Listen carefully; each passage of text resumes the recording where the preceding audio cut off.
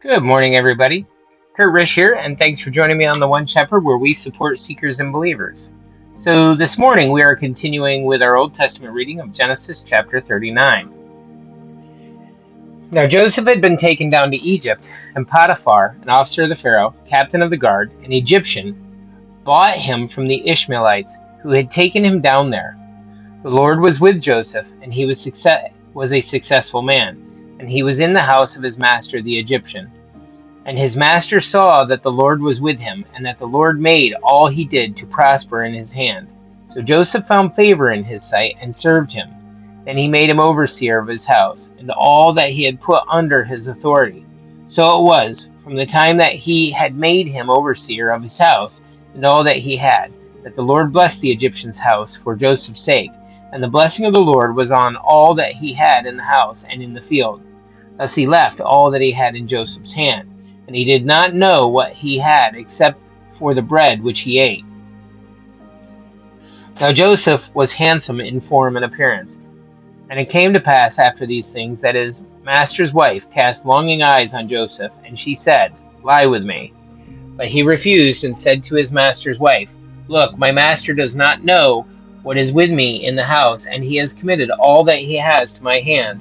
There is no one greater in this house than I. Nor has he kept back anything from me but you, because you are his wife. How then can I do this great wickedness and sin against God?" So it was as she spoke to Joseph day by day, that he did not heed her to lie with her or be with her. But it happened about this time, when Joseph went into the house to do his work, and none of the men of the house were inside, that she caught him by his garment, saying, "Lie with me." But he left his garment in her hand, and fled and ran outside. And so it was, when she saw that he had left his garment in her hand and fled outside, that she called to the men of her house and spoke to them, saying, "See, he has brought into us a Hebrew to mock us. He came into me to lie with me, and I cried out with a loud voice. And it happened, when he heard that I lifted my voice and cried out, that he left his garment with me and fled and went outside."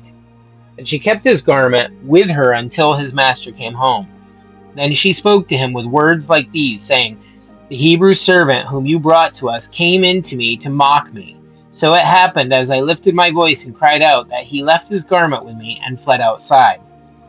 So it was, when his master heard the words which his wife spoke to him, saying, "Your servant did to me after this manner," and this anger was aroused. Then Joseph's master took him and put him in the prison, a place where the king's prisoners were confined.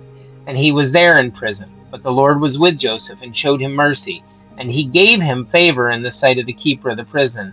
And the keeper of the prison committed to Joseph's hands all the prisoners who were in the prison.